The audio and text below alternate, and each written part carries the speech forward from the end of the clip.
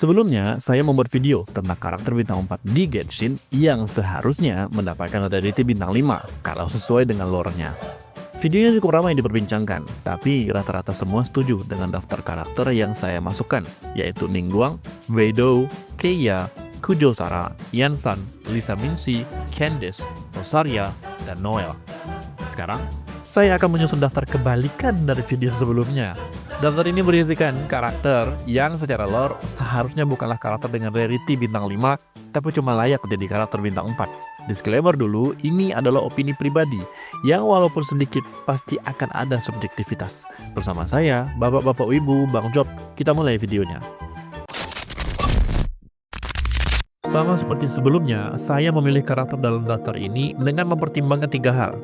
Otoritas atau wewenang politik, dampak mereka terhadap suatu wilayah atau konflik, dan kekuatan personal sesuai lore. Dengan syarat-syarat tersebut, maka karakter-karakter yang dipilih adalah yang pertama, Yoimiya. Saya senang dengan desain Yoimiya. Desainnya bagus, latar belakang sebagai pengrajin kembang api masuk dengan desain visual karakternya. Tapi dari segi lore, sama sekali tidak ada yang menyebutkan kalau dia adalah pemanah yang hebat ataupun kemampuan bela dirinya tinggi. Dia hanyalah gadis hyper extrovert ahli waris pengusaha kembang api yang kaya. Sudah, itu aja. Yang kedua, Paichu. Nah, kalau dokter, tabib ini sebenarnya kuat. Ularnya ya. Kalian boleh marah, tapi kemampuan bertarung dan penyembuhan ajaib Paichu berasal dari daya hidup dia sendiri dan kemampuan Changseng lewat kontrak mereka. Kalian yang jadi mainsnya Paichu juga sadar kan? Ini om-om kalau diajak lari atau manjat, nafasnya tinggal satu-satu saking rapuhnya kesehatan fisiknya. Impactnya memang cukup besar, tapi dirinya sendiri juga tidak mempunyai otoritas dan wewenang yang cukup untuk dinilai sebagai karakter bintang 5. Yang ketiga, Yuma Mizuki. Saya benar-benar gak habis pikir waktu Mizuki diletakkan di bintang 5. Untungnya saya mendapatkan keadilan yang ditegakkan saat ia ditaruh di banner standar. Walaupun sampai sekarang saya nggak pakai dapat Mizuki. Ya udahlah, dari segi kit, gameplaynya saja sudah bermasalah. Secara lore, memang dia cukup kuat kalau ada di dalam mimpi. Di luar itu dia cuma yokai biasa aja. Secara impact, dia cuma pengusaha. Secara otoritas, dia cuma temannya kepala kuil Narukami dan terapis favoritnya Shogun. Kok makin saya bicarakan makin lumayan ya. Tapi secara politik dia cukup lemah, apalagi jika dibandingkan dengan Kujo Sara yang hanya bintang 4. Wajar kan dia saya masukkan ke dalam list ini. Yang keempat, Nilou. Mau membela apa dari Nilou? Dia murni hanya warga sipil cantik yang pandai menari, baik hati, pengikut setia Nahida alias Lord Kusanali. Tidak ada pengaruh politik karena dia bukan kepala teater. Memang dia punya peran dalam menjatuhkan akademia dan menggagalkan rencana Scaramouche dan Dottore. Tapi itu karena rencana Al-Hitam yang matangnya kebangetan. Masa Candice yang ditakuti di padang pasir dan Faruzan yang meneliti teknologi King Dashwood cuma bintang 4, sedangkan penari seleb malah bintang 5, ya kan? Yang kelima, Escoville. Gini ya, kitnya Escoville memang brutal, tapi kita bahas secara dampak, otoritas, dan kekuatan di lore-nya. Nah, dari ketiganya, Escoville cuma menang di kategori dampak, itu pun di bidang kuliner. Dan dia pernah difitnah lagi kan? Makanya Escoville dari ketiga standar yang saya terapkan nggak masuk hitungan harusnya.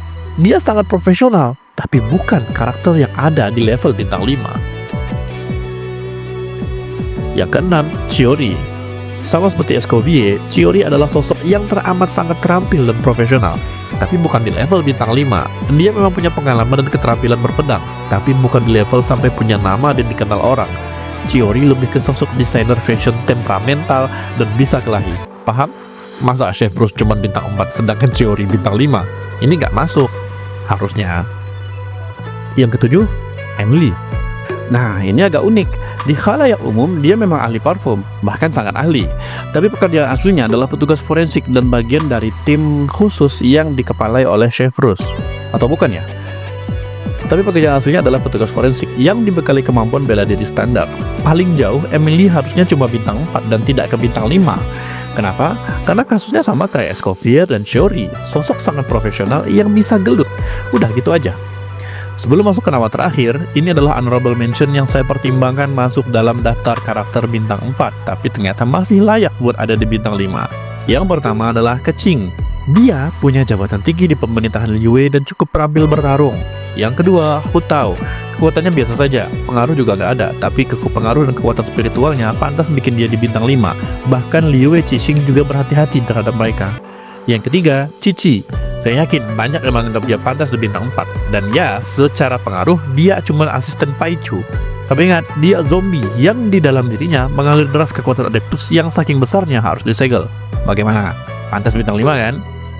Yang keempat, Lainey. Arlecchino berucap bahwa dia merasa lega setelah menyerahkan kepemimpinan House of Hearts kepada Lainey yang makin matang. Sebuah pengakuan dong, House of Hearts itu adalah organisasi intelijen militer yang besar. Dipercaya kayak gitu, udah bukti ke bintang 5-annya. Nomor 8 dan terakhir, Si Juin. Si Juin memang Melusin spesial karena punya penampilan yang mirip dengan manusia. Tapi dia cuma kepala juru rawat di dalam penjara Meropide. Otoritasnya cuma sebatas di klinik, dampaknya juga hampir tidak ada, apalagi dibandingkan Chef Rus yang komandan pasukan khusus dan cuma bintang 4. Kekuatan nyaris tidak ada juga. Saya merasa si Juin dibikin cuma untuk memenuhi kuota karakter bintang 5 aja. Maaf. Demikian karakter yang menurut saya secara lore lebih pantas menjadi karakter bintang 4 dibandingkan statusnya sekarang sebagai karakter dengan rarity bintang 5. Apakah kalian setuju dengan apa yang saya sampaikan? Atau kalian merasa kalau karakter kalian pantas ada di bintang 5 dan gak layak masuk daftar ini? Silahkan sampaikan di kolom komentar. Sekian dari saya, jangan lupa like dan komen, jangan lupa juga share dan follow subscribe channel UMKM saya ini. Saya, Bapak Bapak Ibu Bang Cop, pamit. Assalamualaikum.